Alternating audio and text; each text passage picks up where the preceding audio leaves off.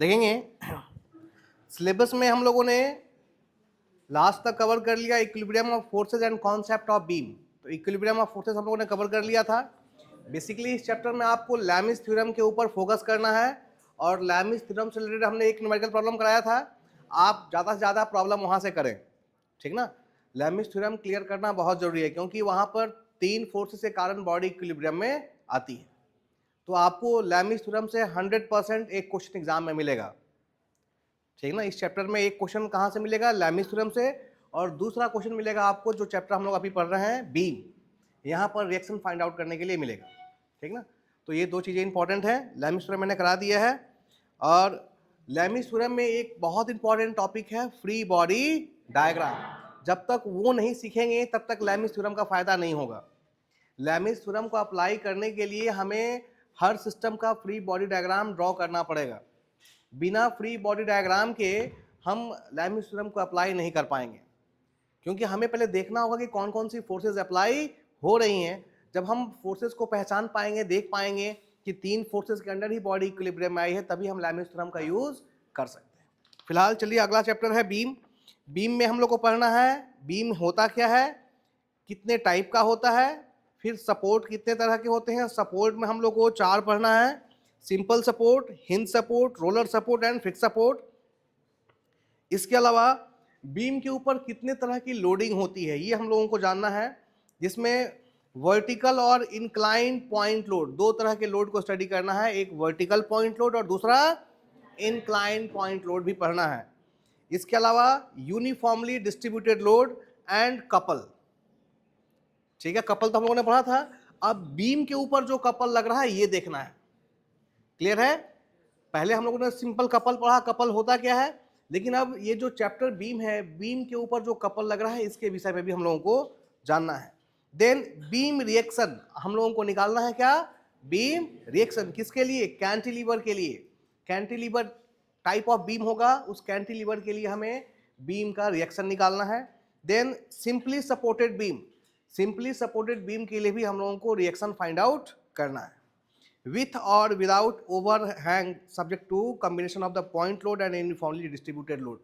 जो बीम होगा उसके ऊपर हमें 2 तरह की लोडिंग करनी है। पॉइंट लोड तो लगाना ही लगाना है, साथ में यूनिफॉर्मली डिस्ट्रीब्यूटेड लोड भी लगाना है, ठीक ना। तो ये हमारा चैप्टर है और बहुत ही आसान चैप्टर है। ध्यान रहे इस चैप्टर का यूज फिर से आपको 4th सेमेस्टर में दोबारा ही आएगा। वहां पर एक चैप्टर है shear force and bending moment diagram. Shear force और बेंडिंग मोमेंट डायग्राम ड्रॉ करने के लिए यही बेसिक है बीम, क्योंकि shear force bending moment diagram हम लोग बीम के लिए ही ड्रॉ करते हैं, ठीक ना। बीम पे यही लोडिंग होगी और उसके लिए हमें shear force bending moment diagram draw करना होगा। उसमें पहला स्टेप होगा how to find the reaction. तो रिएक्शन फाइंड आउट करना हम लोग मैकेनिक्स में सीखते हैं और इसका एप्लीकेशन कहां पे करते हैं? Shear force and bending moment जब हम लोग पढ़ेंगे strength of material in 4th semester, जो अभी आपके सीनियर पढ़ रहे हैं स्ट्रेंथ ऑफ मटेरियल, उसके लेक्चर्स भी आपने देखा होगा, बार बार आते रहते होंगे, ठीक ना। अभी उसमें एसएफडी बीएमडी शुरू नहीं किया है, लेकिन देखिएगा 2-4 लेक्चर के बाद जब एसएफडी बीएमडी स्टार्ट होगा तो उसमें फिर से ये जो रिएक्शन आप पढ़ रहे हैं हर क्वेश्चन में सबसे पहले हम वहां पे क्या फाइंड आउट करेंगे? रिएक्शन फाइंड आउट करेंगे। तो रिएक्शन कैसे फाइंड आउट करना है, ये चैप्टर कंप्लीटली मैथमेटिकल है। 10 मिनट की थ्योरी है वो मैं पहले बताता हूं और उसके बाद हम लोग सिर्फ न्यूमेरिकल प्रॉब्लम करेंगे। तो आज की क्लास चलेगी और एक दिन की क्लास और चलेगी जिसमें कि न्यूमेरिकल आपका कवर हो जाएगा, ठीक ना। आइए देखते हैं बीम, ठीक है। अपने ऊपर देखिए, अपने ऊपर देखिए, आपको बीम दिख रहा है, ठीक ना। ये जो लंबाई में दिख रहा है इधर से भी और इधर से, यही क्या है? बीम। और इधर ये जो ये दिख रहा है इसे कॉलम कहते हैं हम लोग, जो इनके लिए किसका काम कर रहा है? सपोर्ट का काम कर रहा है। ये कॉलम उस बीम को क्या दे रहा है? सपोर्ट दे रहा है। जो बीम है वो इसी का सपोर्ट लेकर के खड़ा है, ठीक है। फिर से ध्यान से देखिए ऊपर, बीम के ऊपर लोडिंग कैसी है? वर्टिकल। बीम के ऊपर कैसी लोडिंग है? वर्टिकल लोडिंग है। और कॉलम के ऊपर कैसी लोडिंग है? एक्सियल लोडिंग है। कॉलम क्या, अगर आप देखेंगे ध्यान से, ये कॉलम है तो इसके ऊपर लोड कैसे है, ऐसे ऊपर से लग रहा है, और इस कॉलम का एक्सिस भी तो यही है। तो कॉलम के ऊपर या फिर बार के ऊपर, जो अभी तक हम लोगों ने बार पढ़ा, बार है कहीं, बार का मतलब सरिया, ठीक ना। तो इसमें भी जो लोडिंग होती है इस डायरेक्शन के अलॉन्ग होती है, यानी अलॉन्ग दी एक्सिस होती है। बात समझ में आ रही है। तो बार में या कॉलम में जो लोडिंग होती है वो कैसी है, एक्सियल है। जबकि बीम के ऊपर पूरा छत है, इस बीम के ऊपर क्या है, पूरा का पूरा छत है। तो बीम के ऊपर जो लोडिंग होती है, ये सपोज करो ये आपका बीम है और इसके ऊपर ये लोडिंग है, इसके ऊपर ऐसे लोड है ना, पूरे पे एक समान लोड है। छत की थिकनेस क्या होती है, एक समान होती है। ये सारा का सारा लोड किधर काम कर रहा है, नीचे की तरफ डाउनवर्ड डायरेक्शन में काम कर रहा है। बात समझ में आ रही है। तो बीम के ऊपर जो ऐसे लोडिंग हो रही है, इस लोडिंग को हम लोग ट्रांसवर्स लोडिंग कहते हैं। क्या कहेंगे भाई, ट्रांसवर्स। बीम के ऊपर जो लोडिंग होती है उसको आप वर्टिकल लोडिंग भी कह सकते हैं या फिर ट्रांसवर्स लोडिंग भी कह सकते हैं। इसमें एक्सियल नहीं होता, क्योंकि जरा ध्यान से देखें, अगर ये बीम था तो ये इसका क्या है, एक्सिस, यानी एक्सिस के कितने एंगल पे हो रहा है लोडिंग, 90 डिग्री पे। ये जो लोड है और एक्सिस के बीच कितना एंगल बन रहा है, 90 डिग्री। बात समझ में आ रही है। तो जब लोडिंग 90 डिग्री पर हो तो इसे हम ट्रांसवर्स लोडिंग कहते हैं। क्या कहेंगे भाई, ट्रांसवर्स लोडिंग कहेंगे। ये एक्सिस के हमेशा 90 डिग्री पर जो लोडिंग होती है उसे ट्रांसवर्स लोडिंग या ट्रांसवर्स डायरेक्शन कहा जाता है। क्लियर है। तो बीम है क्या, बीम क्या है भाई, ये एक स्ट्रक्चरल मेंबर है। ये देखिए एक स्ट्रक्चर बनाया गया है। तो एक बीम एक सिंपली एक स्ट्रक्चरल मेंबर होता है, यानी स्ट्रक्चर का एक हिस्सा होता है, पार्ट होता है, ठीक ना। और बीम के ऊपर लोडिंग कैसी होती है, ट्रांसवर्स या फिर वर्टिकल डायरेक्शन में लोडिंग होती है।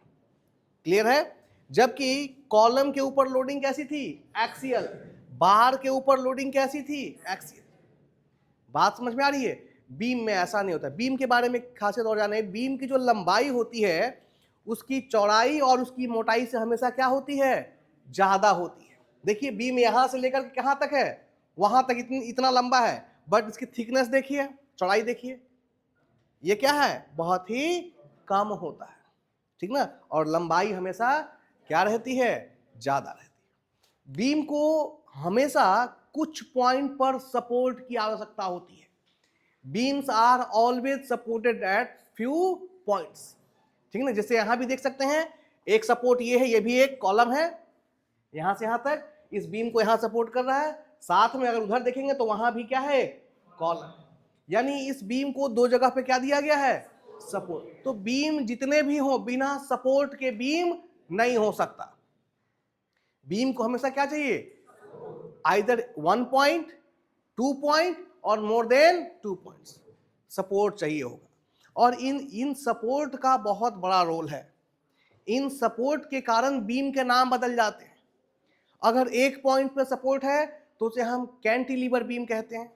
सिंगल पॉइंट पे सपोर्ट है तो क्या कहेंगे, कैंटिलीवर बीम।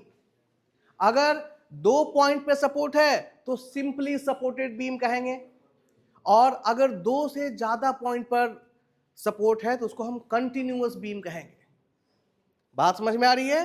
क्या क्या नाम होगा भाई, कैंटिलीवर बीम कब होगा, जब एक पॉइंट पे सपोर्ट हो, यानी एक ऐसा हो और यहां से यहां तक क्या हो, इस तरह का कोई बीम हो, इसके ऊपर लोडिंग हो, तो इसको सपोर्ट, इस बीम को सपोर्ट कहां मिल रहा है, सिर्फ एक जगह।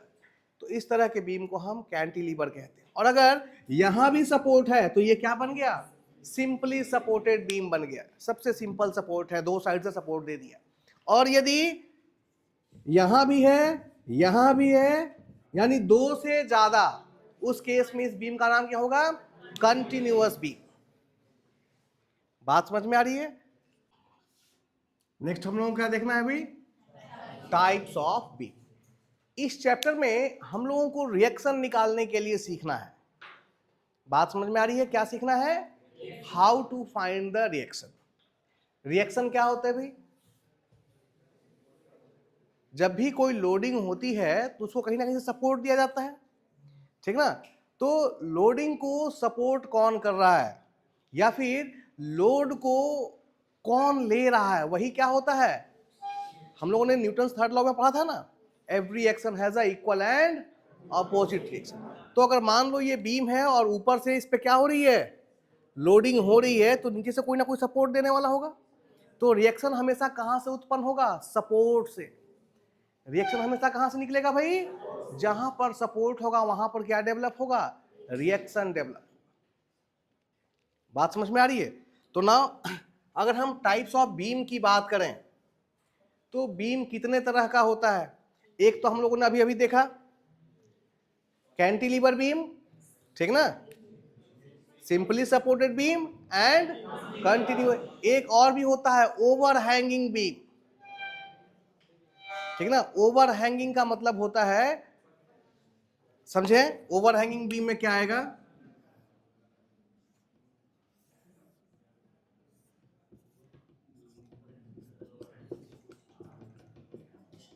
ये देखिए, ये पॉइंट, ये ए और बी क्या हो गए? सपोर्ट हो गए, और ये यहां से यहां तक क्या हो गया? बीम।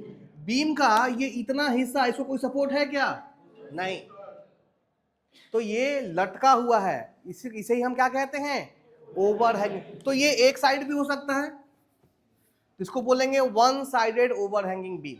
और अगर ये दोनों साइड हो तो ये both side over hanging beam हो जाएगा। आप लोगों ने घर में जो छज्जा निकला हुआ देखा है, वो किसका एग्जाम्पल है भाई? नहीं नहीं नहीं, that is a cantilever beam.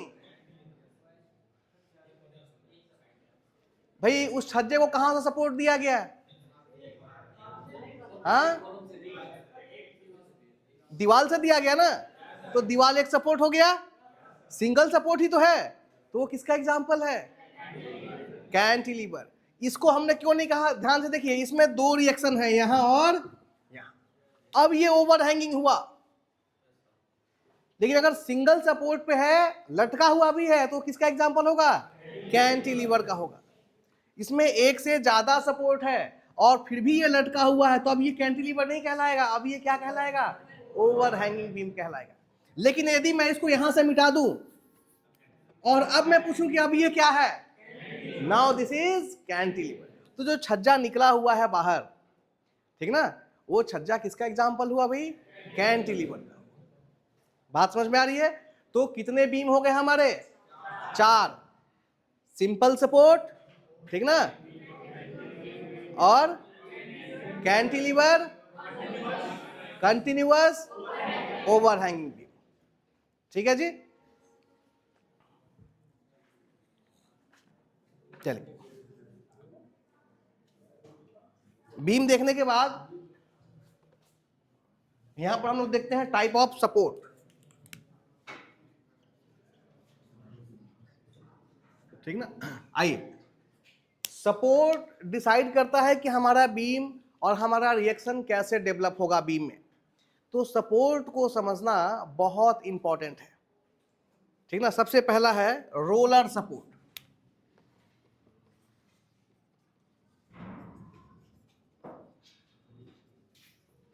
दूसरा है हिंज सपोर्ट, और तीसरा है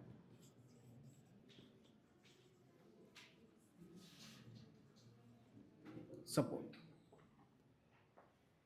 ठीक ना। रोलर सपोर्ट को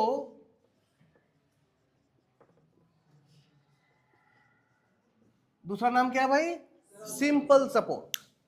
रोलर सपोर्ट को हम लोग सिंपल सपोर्ट भी कहते हैं, ठीक है। ध्यान रहे, रिएक्शन फाइंड आउट करने में सबसे ज्यादा अहम रोल किसका है? इन सपोर्ट्स का है। क्योंकि रिएक्शन हमेशा कहां देखने के लिए मिलेंगे भाई? At the support. तो किस तरह का सपोर्ट है ये डिसाइड करता है कि कितने तरह के हमारे रिएक्शन डेवलप होंगे, ठीक है। कितने रिएक्शन डेवलप होंगे ये बताता है हमारा कौन? सपोर्ट बताता है। ध्यान रहे, बीम का मोशन जहां जहां रुकेगा यानी रिस्ट्रिक्टेड होगा, वहां वहां पर रिएक्शन डेवलप होगा। बीम का मोशन जहां जहां जो भी बीम के मोशन को रिस्ट्रिक्ट करेगा वहां पर क्या डेवलप होगा? रिएक्शन डेवलप होगा। जितने मोशंस रुकेंगे उतने ज्यादा ही क्या होंगे? डेवलप, रिएक्शंस डेवलप होंगे। ठीक है, और ये कौन बताएगा हमें? सपोर्ट। आइए देखते हैं कैसे ये बताता है, सीखते हैं थोड़ा सा। देखेंगे सबसे पहले रोलर सपोर्ट। रोलर सपोर्ट कैसे पहचानेंगे? यहां पर रोलर्स लगे होंगे, इनका प्रेजेंटेशन जो होगा वो लाइक ऐसे हो सकता है, यानी नीचे क्या लगा हुआ है? कहीं कहीं पर डबल रोलर लगा होगा। तो ये जब हम रोलर को देखें तो इसे हम रोलर सपोर्ट कहेंगे या फिर सिंपल सपोर्ट कहेंगे। इसको दिखाने का एक तरीका और भी है, और इसके ऊपर क्या रख दिया गया? बीम लगा दिया गया। तो ये भी सिंबल किसका है? सिंपल सपोर्ट का है। अब सिंपल सपोर्ट और रोलर सपोर्ट दोनों को एक साथ क्यों पढ़ रहे हैं? क्योंकि दोनों में सिर्फ एक ही तरह का रिएक्शन उत्पन्न होता है, और उस रिएक्शन को हम लोग कहते हैं क्या? Vertical reaction. क्या कहेंगे? समझेंगे थोड़ा सा।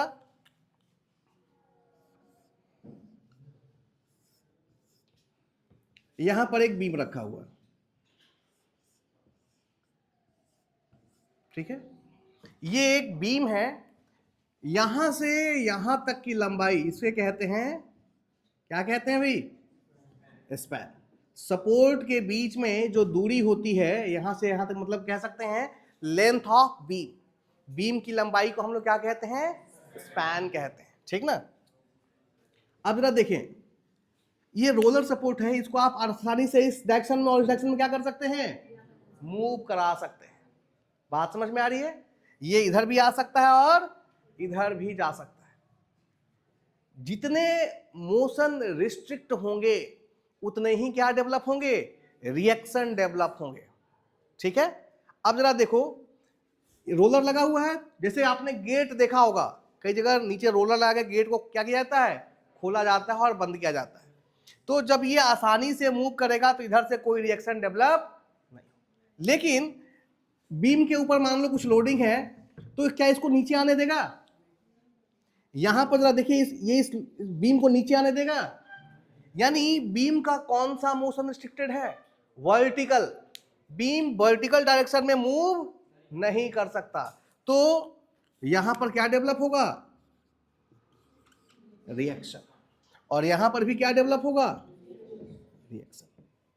क्योंकि बीम के ऊपर से लोडिंग है, हमने पता है कि बीम के ऊपर हमेशा कौन सी लोडिंग होनी है? वर्टिकल लोडिंग होनी है, ट्रांसवर्स लोडिंग होनी है।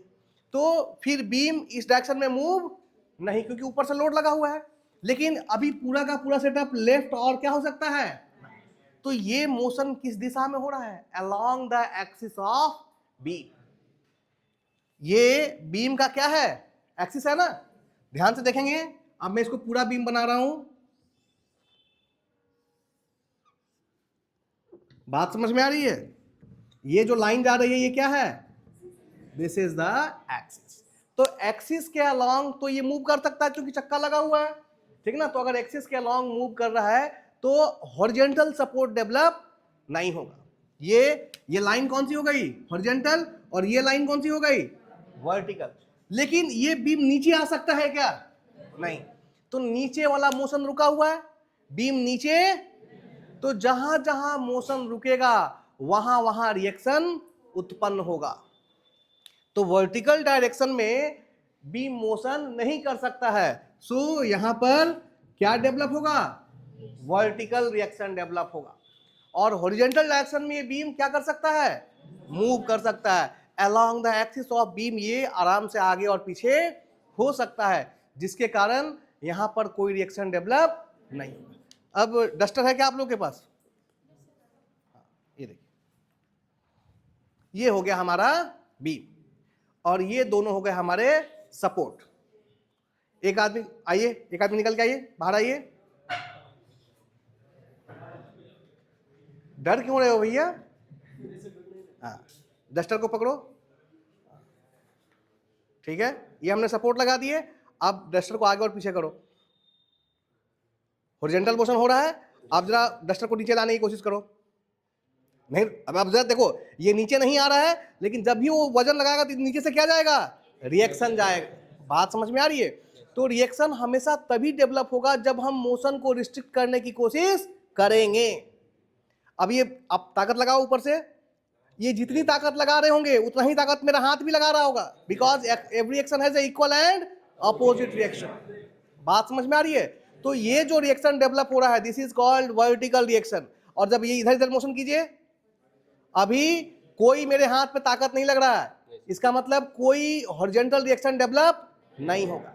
अब जरा तुम ऐसे ऐसे घुमाओ उसको, घुमाओ, अरे घुमाना ऐसे, घुमाया ऐसे जाता है, हाँ घूम रहा है, तो मेरे हाथ पे कोई ताकत लगा क्या, नहीं, यानी ये आराम से क्या हो सकता है, रोटेट हो सकता है। अब बैठ जाइए, अगर ये रोटेट होगा तो रोटेशनल रिएक्शन भी डेवलप नहीं होगा। और रोटेशनल रिएक्शन को हम लोग क्या कहते हैं, मोमेंट। क्या कहेंगे भाई, मोमेंट। याद कीजिए, जब हम लोगों ने मोमेंट पढ़ा था तो मोमेंट किसी पॉइंट के ऊपर रोटेशन क्रिएट करता था ना, टर्निंग इफेक्ट। टर्निंग इफेक्ट को, फोर्स के टर्निंग इफेक्ट को हम लोगों ने क्या कहा था, मोमेंट कहा था। तो फिर से ध्यान से देखें, ये हमारा सिंपल सपोर्ट है।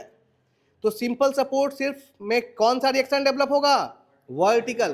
क्यों? क्योंकि हॉरिजॉन्टल में ये आसानी से मूव कर रहा है, कोई समस्या नहीं है। ये रोटेट कर सकता है, ये क्या कर सकता है, तो कोई मोमेंट जनरेट नहीं होगा, ठीक ना। तो हमारे जो रिएक्शंस डेवलप होंगे वो तीन ही होंगे, एक वर्टिकल, दूसरा हॉरिजॉन्टल और तीसरा मोमेंट। तीन तरह के रिएक्शंस हमको बीम में देखने के लिए मिलेंगे। और कौन कौन से होंगे ये डिपेंड करेगा कि ये जो सपोर्ट है, ये सपोर्ट कितने मोशन को रोक रहे हैं। जितने मोशन रुकेंगे उतने ज्यादा रिएक्शन क्या होंगे, डेवलप होंगे। तो जो हम लोगों ने फर्स्ट पढ़ा, रोलर सपोर्ट या फिर सिंपल सपोर्ट, इसमें सिर्फ और सिर्फ कितने रिएक्शन डेवलप होंगे, एक। क्योंकि यहां सिर्फ वर्टिकल रिएक्शन डेवलप होगा हमारा। और ऐसा क्यों हो रहा है, क्योंकि बीम फ्री टू मूव है, आराम से फ्री मूव कर सकता है हॉरिजॉन्टल डायरेक्शन में, और साथ ही बीम क्या कर सकता है, रोटेट कर सकता है आसानी से, कोई समस्या नहीं है। और अगर रोटेट करेगा तो मोमेंट नहीं होगा, ठीक ना। हम लोग अभी पढ़ेंगे जहां रोटेशन, जैसे कि ये क्या, ये बीम रोटेट कर सकता है क्या, नहीं, तो यहां एक रिएक्शन और भी डेवलप होगा, दैट इज कॉल्ड मोमेंट। बात समझ में आ रही है ना। आई नेक्स्ट देखें,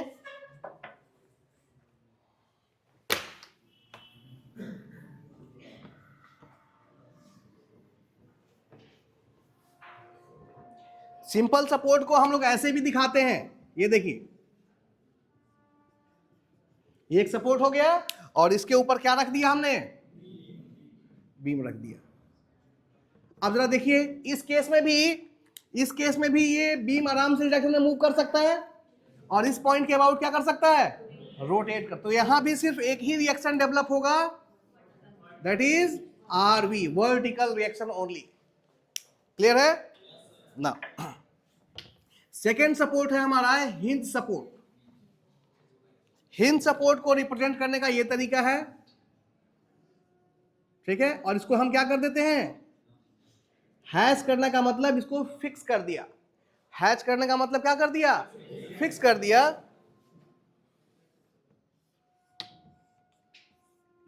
ये देखिए, ये हो गया एक तरफ रोलर सपोर्ट, ठीक ना, एक तरफ क्या लगा दिया, और एक तरफ क्या कर दिया, हिंज सपोर्ट।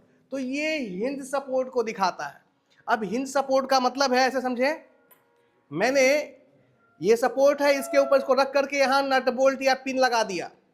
पिन लगाने से क्या हुआ, एक तो इसको नीचे नहीं आने दे रहा था पहले ही, जो हॉरिजॉन्टल मोशन था ये भी क्या हो गया, बंद हो गया। तो यहां पर अब दो तरह के मोशन बंद है, एक वर्टिकल बंद है तो वर्टिकल के लिए रिएक्शन आएगा, और एक हॉरिजॉन्टल बंद है तो एक हॉरिजॉन्टल के लिए डेवलप होगा। लेकिन चूंकि पिन लगा हुआ, ये अभी भी क्या कर सकता है, रोटेट कर सकता है। तो यहां सिर्फ दो ही रिएक्शन डेवलप होंगे हिंज सपोर्ट में, एक वर्टिकल और दूसरा हॉरिजॉन्टल। सिर्फ दो रिएक्शन डेवलप होंगे। क्योंकि ये अभी भी टर्न कर रहा है यहां पे, तो मोमेंट जनरेट नहीं होगा। क्लियर है? दो ही तरह के हमारे यहां रिएक्शन डेवलप होंगे, वर्टिकल रिएक्शन एंड, और इस जगह पे कितने होंगे? सिर्फ ओनली वर्टिकल। बात समझ में आ रही है? तो अंतर समझ में आया? Hinge support and roller support. Roller support में सिर्फ एक रिएक्शन डेवलप होता है, जबकि हिंज सपोर्ट में दो, vertical as well as horizontal. ठीक है जी?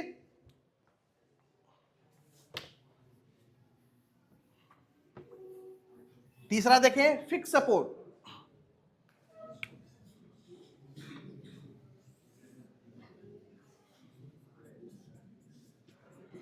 ये देखिए, अब यहां पर ये बीम है हमारा और ये वॉल है, इसमें लाकर इसको क्या कर दिया? फिक्स कर दिया। अब फिक्स कर दिया तो क्या ये बीम नीचे आ सकता है? क्या ये बीम लेफ्ट या राइट जा सकता है? क्या ये बीम रोटेट कर सकता है? नहीं। तो फिक्स सपोर्ट में किसी भी तरह का मोशन परमिटेड नहीं होता। तो कुल कितने मोशन कर सकता था? तीन। तीनों के तीनों मोशन क्या हो गए? रोक दिए गए। तो हर रिस्ट्रिक्टेड मोशन के बदले एक रिएक्शन डेवलप होगा। तो यहां पर पहला रिएक्शन आ जाएगा वर्टिकल, दूसरा आ जाएगा और तीसरा आ जाएगा मोमेंट। अब एक मोमेंट जनरेट होगा, क्योंकि बीम अब आपका रोटेट नहीं कर पा रहा है। ठीक ना? इसलिए कुल कितने रिएक्शन डेवलप होंगे? तीन। और हमें इन्हीं तीनों रिएक्शंस को फाइंड आउट करना होता है in most of the cases. बात समझ में आ रही है? तो ये हमारे टाइप ऑफ सपोर्ट हो गए। क्लियर है? Roller support and simple support एक ही जैसे होते हैं, सिर्फ दोनों का रिप्रेजेंटेशन क्या होता है? अलग। दोनों में अगर रिएक्शन देखें तो सिर्फ वर्टिकल रिएक्शन डेवलप होता है। हिंज सपोर्ट में बीम हमारा ना तो वर्टिकल मोशन कर सकता है और ना ही हॉरिजॉन्टल, बट ये अभी भी रोटेट कर सकता है। तो सिर्फ वहां पर दो रिएक्शन डेवलप होते हैं, वर्टिकल एंड। और फिक्स सपोर्ट में तीनों ही तरह के मोशन बीम के रुक जाते हैं, इसलिए कुल तीन सपोर्ट हमारे डेवलप होते हैं। बात समझ में आ रही है?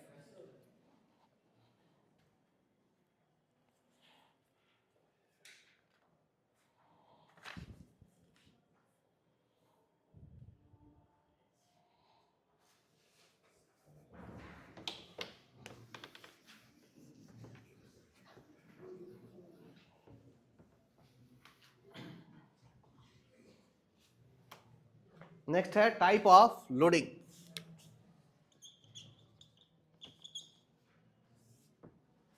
ठीक है? टाइप ऑफ लोडिंग, बीम पे कितने तरह की लोडिंग होती है ये हमको समझना है। ठीक ना?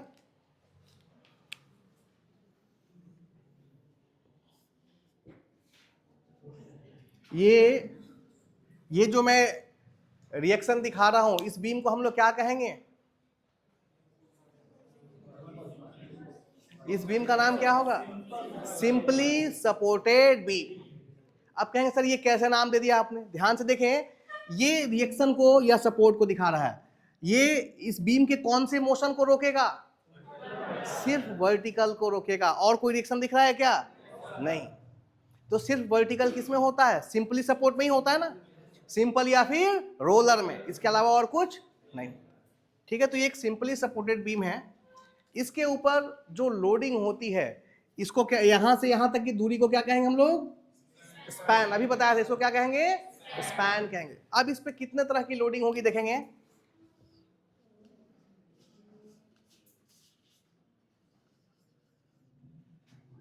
इस तरह की लोडिंग आपको देखने के लिए मिलेगी। ठीक है? क्या मतलब है? या एक और ले लीजिए, ये A, this is B, this is C, this is D, E, F and this is G. ठीक है? ध्यान दें, यहां पर एक रिएक्शन डेवलप होगा, रिएक्शन एट ए, और एक रिएक्शन यहां पर डेवलप होगा, this is reaction at G. दोनों वर्टिकल रिएक्शन है। अब ऊपर से जो भी लोड मिल रहा है उसको बैलेंस करने का काम यही दोनों तो करेंगे। बात समझ में आ रही है? जो भी लोडिंग, इस छत पे जो भी लोड है उसको एक तो ये कॉलम ले रहा है और एक वो कॉलम ले रहा है, इस बीम के ऊपर जितना भी लोड है। बात समझ में आ? बीच में तो यहां से मतलब कोई सपोर्ट है नहीं, तो ये दोनों ही ले रहे हैं हमारा, ठीक ना। तो वैसे ही इस बीम के ऊपर, इस बीम के स्पैन के ऊपर जो भी लोडिंग हो, जितने भी तरह की लोडिंग हो, इनको कौन बर्दाश्त करेगा? यही दो सपोर्ट लेंगे। बात समझ में आ रही है? अब ये जो लोडिंग हुई है ए से बी, ए से बी तक जो लोडिंग है, इसको हम कहते हैं यूनिफॉर्मली वैरिंग लोड, यूवीएल। क्या कहते हैं? यूनिफॉर्मली, यूनिफॉर्मली मतलब एक समान, वैरिंग लोड, वैरी मतलब चेंज होने वाला, एक समान बदलने वाला लोड। इसकी पहचान क्या है भाई? एक पॉइंट पर देखिए यहां 0 है, पॉइंट ए पर इसकी वैल्यू कितनी है?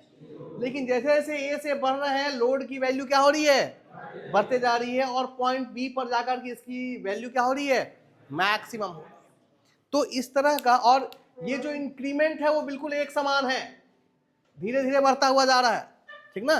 तो इस तरह की जब लोडिंग होगी तो इसे हम लोग कहते हैं यूनिफॉर्मली वैरिंग लोड, ठीक है।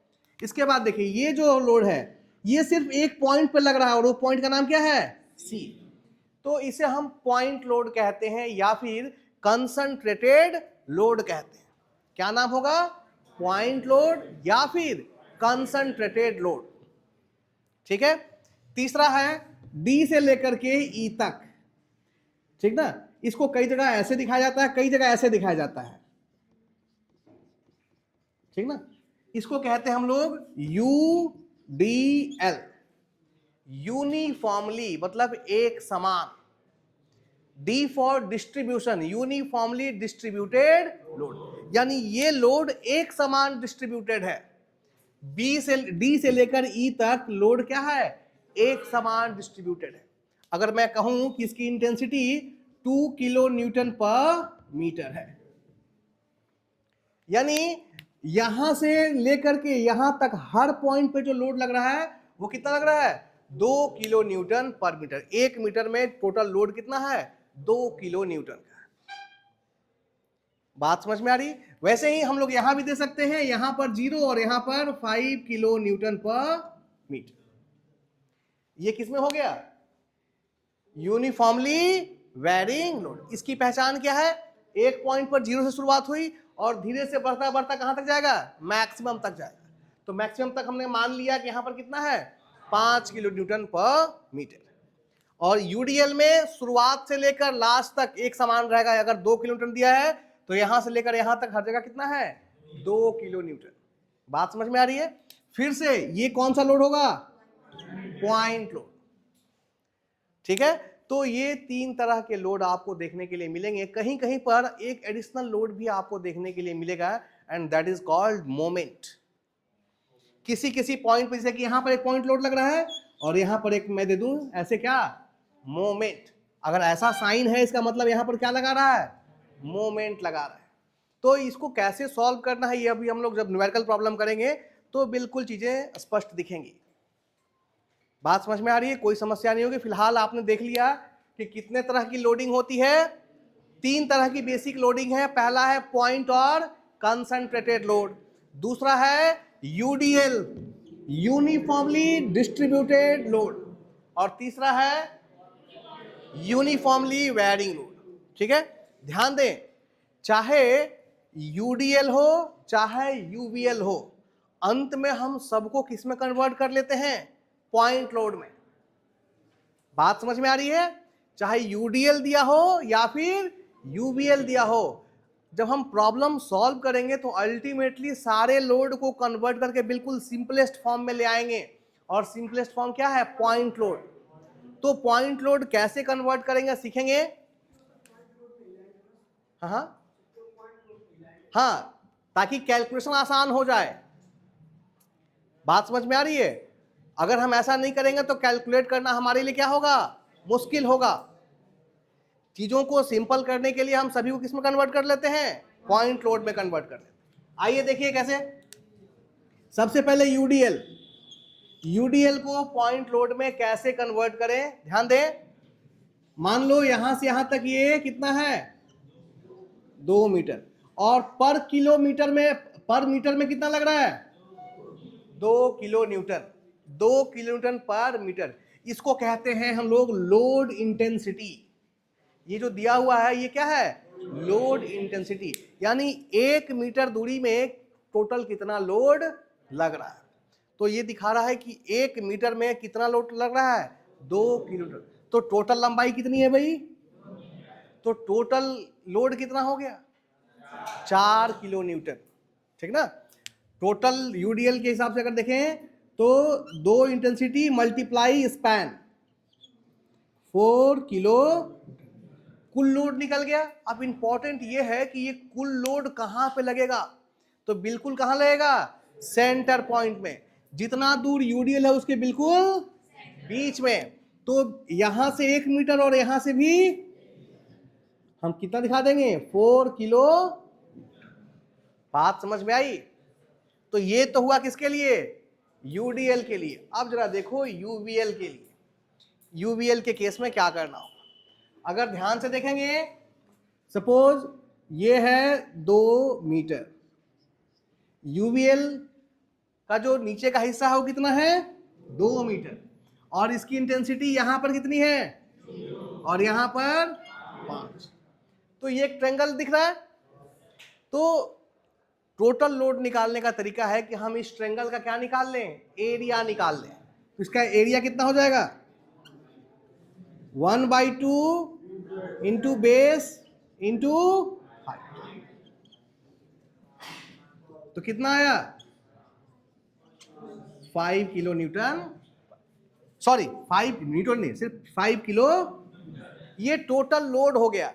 अब जैसे यूडीएल में तो बिल्कुल बीचों बीच लग रहा था, टोटल यूडीएल के बीच में हमने क्या किया? इसको यहां से 1 मीटर पे और यहां से भी।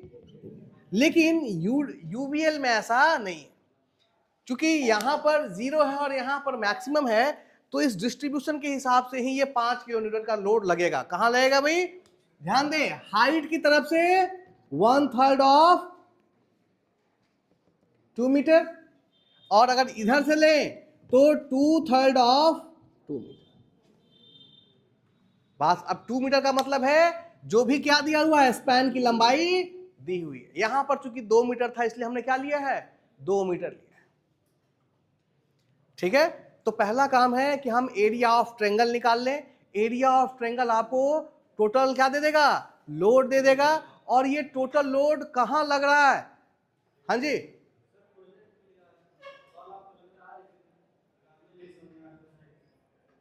क्लास के बाद मिलते हैं, ठीक ना। क्या बता रहा था मैं? हाँ, टोटल लोड पहले हमने निकाल लिया, और ये लोड लगेगा कहां है? As a point load. अब 5 किलो न्यूटन मिल गया, तो ये 5 किलो न्यूटन क्या बन गया? एक पॉइंट लोड बन गया। लेकिन ये पॉइंट लोड हम इस 2 मीटर में कहां पे लगाए भाई? तो ध्यान रहे, सेंटर पे नहीं। सेंटर पे किसके केस में लगेगा? यूडीएल के केस में लगेगा। यूवीएल के केस में हाइट के तरफ से 1/3 पे, और इधर 0 था, उधर से कितने पे? 2/3 पे लगेगा। अब ये 1/3 और 2/3 किसका है? ये बेस का है। यहां पर ये 2 मीटर दिया हुआ है, तो इसके हिसाब से 2 मीटर का 2 गुना 1/3। ये दूरी कहां से लेंगे? यहां से काउंट करेंगे। और अगर इधर से देखना हो तो 2 इंटू 2/3 से। बात समझ में आई? इसको यूज करके हम लोग रिएक्शन को फाइंड आउट करेंगे, ठीक है। फाइंड दी क्या? रिएक्शन।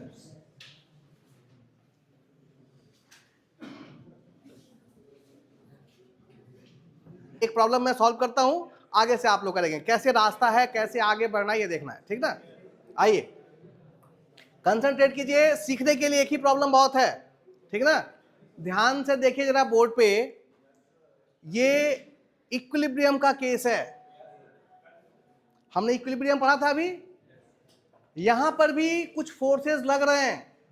अगर आप ध्यान से देखें तो 3 फोर्स ऊपर से लग रहे हैं और 2 फोर्स नीचे से, क्योंकि यहां पर रिएक्शन डेवलप होगा आर ए एंड, क्योंकि ये सिंपल सपोर्टेड बीम है।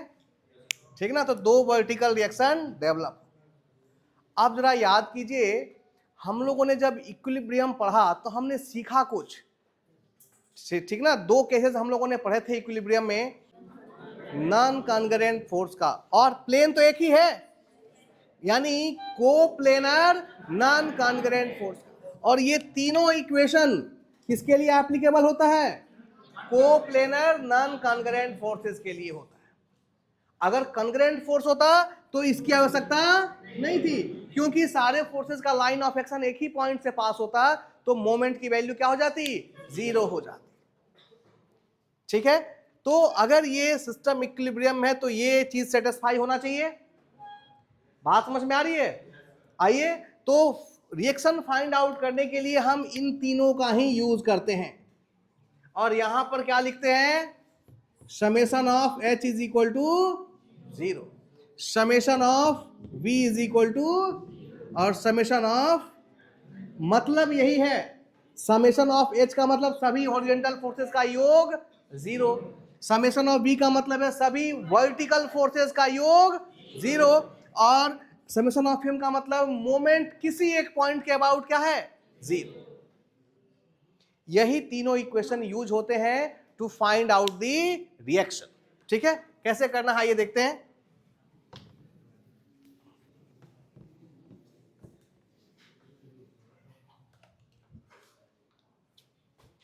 थोड़ा सा एक चीज और सीखनी है आपको, साइन कन्वेंशन। ठीक है, ऊपर से जो फोर्स नीचे की तरफ लग रहा है, और एक यहां क्या है, नीचे से, तो यदि नीचे से ऊपर वाले को आप पॉजिटिव मान रहे हैं तो ऊपर से नीचे वाला आपके लिए क्या हो जाएगा? तो ये आपका अपना एजम्पशन है। आप चाहें तो नीचे से ऊपर लगने वाले को पॉजिटिव मान सकते हैं और ऊपर से नीचे लगने वाले को। दूसरा साइन कन्वेंशन होगा मोमेंट का। यदि आप क्लॉकवाइज मोमेंट को पॉजिटिव मानेंगे तो एंटी क्लॉकवाइज मोमेंट अपने आप क्या हो जाएगा? ठीक है, कंफ्यूजन ना हो इसके लिए हम लोग एक पूरा क्लास हम सभी लोग क्या करें, एक साइन कन्वेंशन लेके चलें। ठीक ना, जैसे अपवर्ड फोर्स, इसको हम लोग क्या मानेंगे? पॉजिटिव। और डाउनवर्ड फोर्स, इसे क्या मानेंगे भाई? क्लॉकवाइज मोमेंट पॉजिटिव, और एंटी क्लॉकवाइज मोमेंट, ये हमारा फोर्स का और मोमेंट का क्या हो गया? साइन का।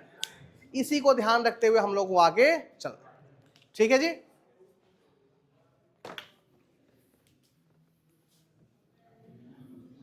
चलिए आइए, कैसे रिएक्शन निकालना है। रिएक्शन का मतलब क्या निकालना है? RA और RB की वैल्यू निकालनी है। यहां पर रिएक्शन यही तो है, तो हमें RA और RB की क्या वैल्यू है ये फाइंड आउट कर। ठीक है, तरीका है हमारा जो हमने इक्विलिब्रियम के इक्वेशंस पढ़े हैं उन्हीं का यूज करके इसको फाइंड आउट करना है। ठीक है, सबसे पहले summation of H is equal to 0, यानी जितने भी हॉरिजॉन्टल फोर्स हैं उन सब का सम किसके बराबर कर दें? 0। देख के बताओ कितने हॉरिजॉन्टल दिख रहे हैं? कोई है क्या? तो बात खत्म हो गई, इसका कोई मतलब। दूसरा है summation of B is equal to, जितने भी वर्टिकल फोर्सेस हैं, तो वर्टिकल फोर्सेस 5 दिख रही हैं, 3 ऊपर से लग रही हैं और 2 नीचे से लग रहे हैं। ठीक ना, तो लिखेंगे यहाँ पे RA, चूंकि ये क्या होगा? पॉजिटिव होगा, नीचे से कहां जा रहा है? ऊपर। R, इसके बाद कौन आ रहा है? -4, उसके बाद फिर माइनस, फिर इज इक्वल टू, यानी सारे वर्टिकल फोर्स का योग हमने किसके बराबर कर दिया? तो यहां से हमें मिलेगा RA plus RB is equal to 10, 8, 18 और 4 22। ठीक है, ये बन गया आपका इक्वेशन 1। अब जरा ध्यान से देखें, अननोन कितने हैं? 2, और इक्वेशन कितना है भाई? तो फिर ये तो ठीक नहीं है, एक इक्वेशन और भी चाहिए। 2 अननोन को निकालने के लिए हमें कितने इक्वेशन चाहिए? 2। तो जो दूसरा इक्वेशन आएगा, देखिए इससे तो कोई इक्वेशन आएगा नहीं, तो जो दूसरा इक्वेशन आएगा किससे आएगा? मोमेंट वाले से आएगा। हम क्या करेंगे, किसी एक पॉइंट के अबाउट मोमेंट को क्या कर देंगे? 0 कर देंगे। कि आपकी इच्छा है, आप A B C D E जो 5 पॉइंट दिख रहे हैं, किसी एक के अबाउट क्या कर सकते हैं, जीरो कर सकते हैं, बशर्ते ध्यान ये रखें क्लॉकवाइज और एंटी। ठीक है, तो चलिए हम लोग मान लेते हैं let moment about A is क्या है, जीरो। ए के अबाउट, पॉइंट ए के अबाउट जो मोमेंट है उसको हमने क्या कर दिया, जीरो। Summation of M about A is equal to, पूरे मोमेंट जितने भी फोर्सेस लग रहे हैं सबका मोमेंट किस पॉइंट के अबाउट, पॉइंट ए के अबाउट हमने क्या कर दिया, जीरो। आइए कैलकुलेट करते हैं। अब पॉइंट ए के अबाउट मोमेंट जीरो करना है, कितने फोर्सेस के कारण मोमेंट लगेगा, ध्यान से देखिए, पहले इसके कारण, फिर इसके कारण, फिर इसके कारण, और फिर इसके कारण यहां कितना मोमेंट होगा, जीरो, बिकॉज फोर्स तो है लेकिन परपेंडिकुलर डिस्टेंस कितना है, जीरो है। कहा, जिस पॉइंट के अबाउट लेंगे उस पॉइंट का जीरो हो जाएगा, क्योंकि उस पॉइंट से उस पॉइंट की दूरी कितनी होगी, सीधी सी बात है। क्लियर है, बात समझ में आ रही है? आइए कैलकुलेट करते हैं। सबसे पहले ध्यान से देखें, हम शुरुआत करते हैं इधर से, ध्यान से देखें, ये आरबी है, ये जब इस बीम को धक्का देगा तो बीम किधर घूमेगा, ये बीम यहां से फिक्स है, और ये जब इस बीम को धक्का देगा तो ये किधर घूमेगा, तो एंटी क्लॉकवाइज को हम लोगों ने क्या माना है भाई, minus RB into force RB है, और यहां से यहां तक की दूरी कितनी है भाई, 6। This is the moment, value of moment at point A, किसके कारण, बिकॉज ऑफ आरबी। बात समझ में आई, आरबी का काम हो गया। अब किसका नंबर आएगा, ई का। ई पर कितने का फोर्स लग रहा है, 8 किलो न्यूटन का। अब जरा देखिए, ये फोर्स यहां से ऊपर से लग रहा है, ये बीम को किधर घुमाएगा, क्लॉकवाइज। फिर से देखिए, इस डंडे को ये किधर ले आएगा, क्लॉकवाइज। तो अच्छा, ये प्लस होगा कि माइनस, बिकॉज ये क्लॉकवाइज घुमा रहा है, so it is plus. 8 multiply distance कितना है भाई, 4। क्लियर है, इसका भी काम हो गया। अब अगला देखिए, 10 किलो, ये किधर घुमाएगा, सो साइन प्लस का हो गया, 10 गुना 3।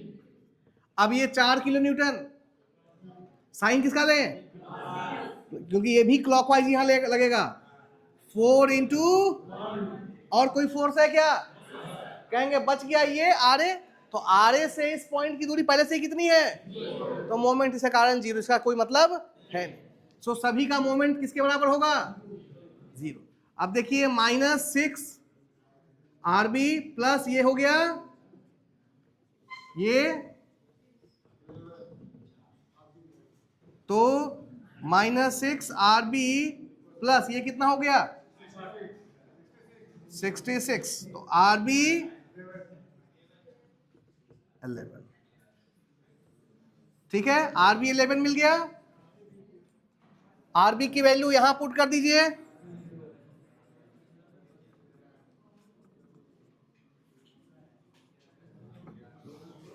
आरए इज इक्वल टू भी 11। मेथड समझ में आया, कैसे हम लोगों को रिएक्शन फाइंड आउट करना है। दूसरा प्रॉब्लम मैं दे रहा हूं, आप लोग खुद से करें। एक कोई टेबल उसके पास लगा दीजिए ताकि ऐसा ना हो दोबारा जो, एक मिनट, हाँ आप बताएं।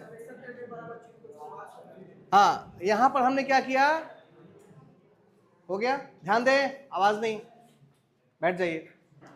हम किसी एक पॉइंट के अबाउट मूवमेंट को क्या कर लेते हैं, जीरो कर लेते हैं। हमने यहां ले लिया कि हमने पॉइंट ए के अबाउट मूवमेंट को क्या कर लिया, जीरो कर लिया। ठीक है, तो जितने भी फोर्सेस लग रहे होंगे उन सभी के कारण जो मोमेंट जनरेट होगा इस पॉइंट के अबाउट, उसको हमने किसके बराबर कर दिया, जीरो के बराबर। फिर से देखें, पॉइंट ए के अबाउट जो मोमेंट लग रहा है वो एक तो आरबी के कारण लग रहा है, और ये मोमेंट यहां पर कैसे लगेगा, एंटी क्लॉकवाइज। इसके अलावा ये जो 3 फोर्सेस हैं ये भी यहां पर मोमेंट जनरेट कराएंगे, क्योंकि मोमेंट होता है फोर्स इनटू परपेंडिकुलर डिस्टेंस। तो मान लो ये फोर्स हो गया, और यहां से यहां की परपेंडिकुलर डिस्टेंस कितनी है, 1 मीटर। आर बी फोर्स हो गया और यहां से यहां तक की दूरी कितनी है 6 मीटर। तो सबसे पहले R B force into distance और साथ में ये जो मोमेंट जनरेट हुआ ये कैसा है एंटी क्लॉकवाइज, इसलिए साइन क्या हो गया माइनस आर बी इंटू, और उसके बाद ये जो 8 किलोमीटर है ये कैसे घुमाएगा, तो साइन प्लस 8 इंटू यहां से यहां की दूरी। इस तरीके से चलते गए और सबको किसके बराबर कर दिया 0 के बराबर कर दिया। तो यहां पे हमें आर बी की वैल्यू कैलकुलेट हो गई और यहां से हमें आर ए की वैल्यू मिल जाती। क्लियर है? नया प्रॉब्लम करें? हाँ आओ करके देखते हैं, सोचना क्या है।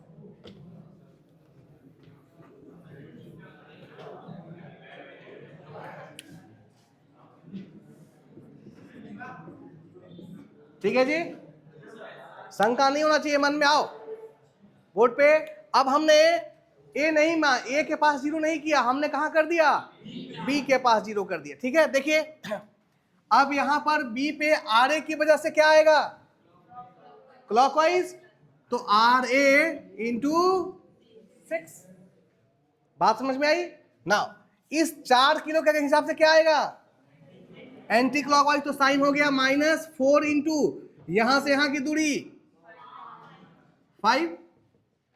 ठीक है, इसके बाद ये आया, ये कैसा घुमाएगा, तो माइनस साइन 10 इंटू 3, और ये कैसे घुमाएगा -8 इंटू इज इक्वल टू, अब तो कोई समस्या नहीं, चेक करो जरा, R A into 6 is equal to ये कितना हो गया -20 माइनस हाँ जी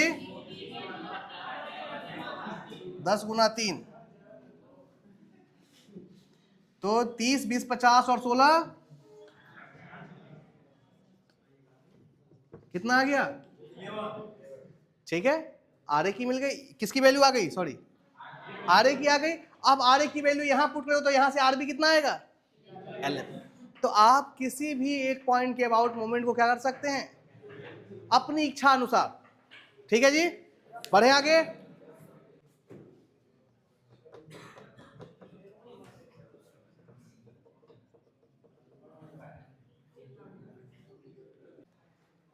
ध्यान दें, फिर से कोई हॉरिजॉन्टल फोर्स दिख रहा है क्या, कोई हॉरिजॉन्टल फोर्स, यानी summation of H is equal to 0 करने की आवश्यकता नहीं। वर्टिकल फोर्सेस दिख रहे हैं, तो पहला equation summation of B is equal to 0।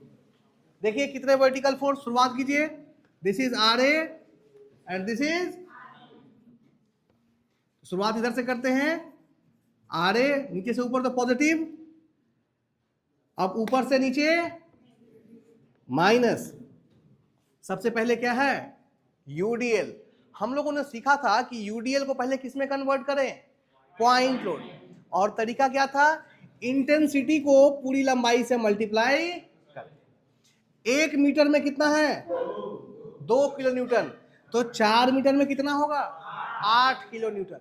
अब ये 8 किलो न्यूटन कहां पर लगेगा, बिल्कुल बीचों बीच, ये जितनी दूरी है इसके बीचों बीच, यानी लगभग 2 यहां से 2 मीटर डिस्टेंस पर लग रहा होगा। ठीक है, क्लियर है? तो लोड कितना हो गया 8, लोड कितना हुआ 8 किलो न्यूटन, तो -8। क्लियर है? -8 के बाद किसका नंबर आ रहा है -6, -6 के बाद -3, -3 के बाद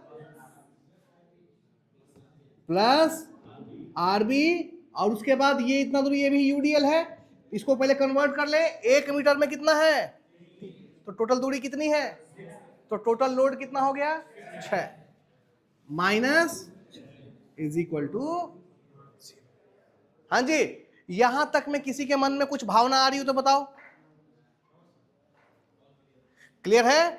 तो यहां से एक इक्वेशन मिल जाएगा, आर ए 8 6 14 3 17 और 6 23, R A plus R B is equal to 23। एक इक्वेशन बन गया। अब सॉल्व करने के लिए हमें दूसरा इक्वेशन चाहिए, तो किसी एक पॉइंट के अबाउट क्या कर दे, मोमेंट को जीरो। चलिए, let moment about A is equal to summation of moment about A is. अभी लिखने की क्या हड़बड़ी है, जल्दी जल्दी लिखे जा रहे हैं, कहीं कुछ छूट ना जाए, बाद में लिखें, पहले बोर्ड पे देखो। मोमेंट अबाउट ए के अबाउट जीरो कर रहे हैं। अब यहां पर सीखने वाली चीज है, नहीं सीखेंगे तो फिर गलती होगी। ध्यान से देखें, सबसे पहले इधर से चलते हैं। अगर हम इस यूडीएल को देखें तो ये टोटल लोड कितना था, 6, और 6 बिल्कुल इस 2 मीटर के बीचों बीच लग रहा होगा 6 किलो। तो ये 6 किलो न्यूटन की वजह से यहां पर किस तरह का मोमेंट जनरेट होगा, कैसा, क्लॉकवाइज। तो 6 इंटू यहां से इसकी दूरी 4 2 6 4 10, और यहां से ये 1 मीटर में तो कितना हो गया, 11। 6 इंटू 11, समझ में आया? आधे लोग यही फंस रहे होंगे।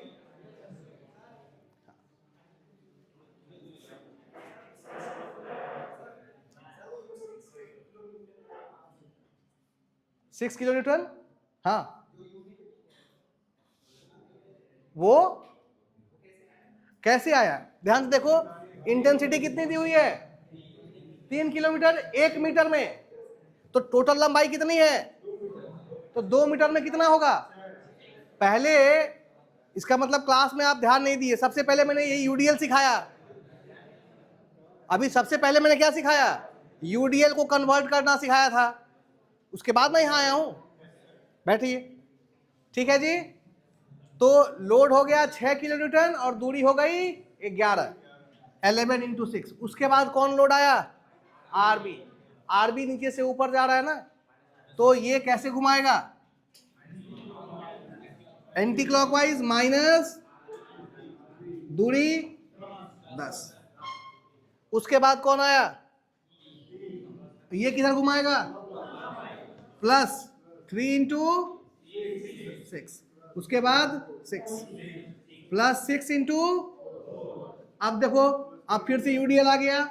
तो सबसे पहले लोड 2 गुना 4 कितना हुआ, 8 किलो, और ये टोटल 4 था तो कितने पे लग रहा होगा, 2 मीटर पे। तो ये कौन सा मोमेंट क्रिएट करेगा, क्लॉकवाइज। तो प्लस 8 इंटू दूरी is equal to 66 minus 10 RB plus 18 plus 24 plus, ठीक है, तो माइनस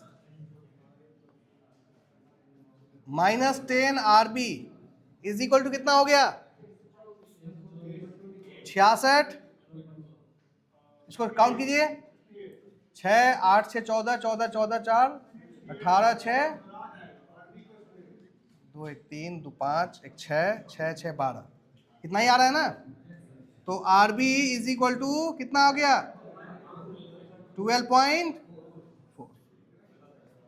आरबी मिल गया, ये वैल्यू यहां पुट कर दीजिए, आरए कितना आ जाएगा, 10.6।